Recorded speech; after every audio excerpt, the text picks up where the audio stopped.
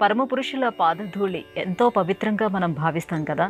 ఈ నేపథ్యంలో గణపతి యొక్క పాదధూళి సర్వశుభంకరంగా కవులు అభివర్ణించారు.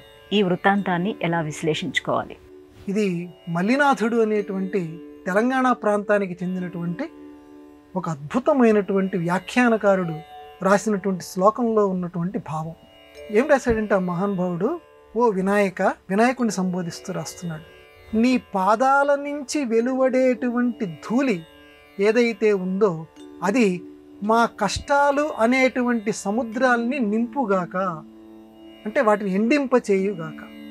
ఇప్పుడు చూడండి, నీరుంది, ఒక గ్లాసులో నీరుంది, దానికంటే ఎక్కువైనటువంటి దుమ్మును తీసుకొచ్చాం. గ్లాసులో సగానికి నీళ్లుంటే గ్లాసు నిండా దుమ్ము పోసామనుకోండి, మట్టి పోసాం.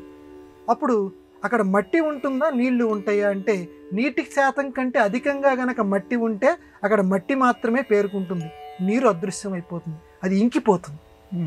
ఈ మట్టిలో అది ఇంకిపోతుంది, మట్టిలాగా నీకు కనపడిపోతుంది. అట్లాగే మా పాపాలు, మా కష్టాలు అనేటువంటివి సముద్రాల్లాగా ఉన్నాయా, ఒకటి కాదు, రెండు కాదు, ఎన్నో జన్మల నుంచి మేము చేసుకున్నటువంటి పాపాలు. ఈ పాపాలు అనేటువంటి సముద్రాలని ఇంకింప చేయాలి, వాటిని ఎండింప చేయాలి. మరి మాకు దిక్కేముంది? నీ పాద పద్మాల యొక్క ధూళి కావాలి. ఎంత చూడండి, నీ పాద పద్మాలు కావాలంటల్లా మహానుభావుడు, నీ పాద పద్మాల యొక్క ధూళి. ఇదివరకటి రోజుల్లో పెద్దల్ని ఆ విధంగా ఆహ్వానించేవారు. అయ్యా, ఒక్కసారి మీ పాద పద్మాల ధూళి మా ఇంటిని పావనం చెయ్యాలి.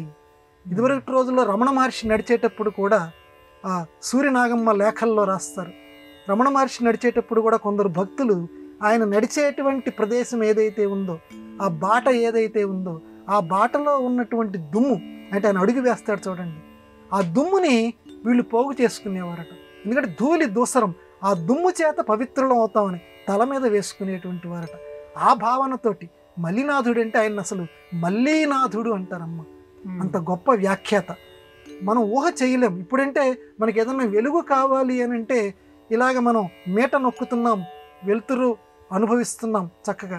కానీ ఆ రోజుల్లో ఆ మహానుభావుడికి ఇలా మీట నొక్కితే వెలిగేటువంటి విద్యుత్ దీపాలు లేవు.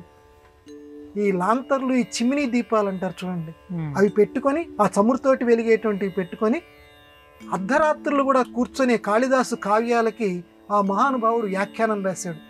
ఇట్లా కంట్లు రెప్పలు పడితే నిద్ర వచ్చేస్తుందేమో అని చెప్పి ఈ కంటి రెప్పలకి ఎలా కట్టేవాడు, ఇప్పుడు మనం అసలు ఎలా కట్టాడు అన్నది కూడా పెద్ద దుర్భేద్యం.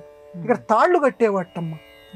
ఈ రెప్ప కింది రెప్పకి పై రెప్పకి ఇలా తాళ్ళు కట్టేసేవాట. అంటే రెప్ప మూస్తే నిద్ర వచ్చేస్తుందని చెప్పి ఆ కావ్యాలు చదవాలి, ఆ కావ్యాల్లో ఉండే అందాలు బయట పెట్టాలి, అందులో ఉండే లోతులు బయట పెట్టాలి. అంత తాపత్రయపడ్డాడు. వ్యాఖ్యాతృ సార్వభౌముడు అంటారు ఆ మహానుభావుడిని, మల్లీనాథుణ్ణి. అటువంటి మహానుభావుడు వినాయకుణ్ణి ఆయన దుమ్ము ధూళి కావాలయ్యా నాకన్నాడు. అంటే భక్తి తాదాత్మ్య స్థాయిలోకి వెళ్ళిపోయింది. ఎవరు కోరుకోరు కదమ్మా అటువంటి స్థాయిలోకి వెళ్ళి. అంటే మొత్తం మీద దీని అర్థం ఏంటంటే, స్వామి మా కష్టాలని తొలగించు అని అర్థం. అంటే అందరి దుమ్ము ధూళి కాదు, వినాయకుడి యొక్క దుమ్ము ధూళి మాత్రమే ఈ పాప పంకిలం నుంచి మనల్ని రక్ష చేస్తుంది.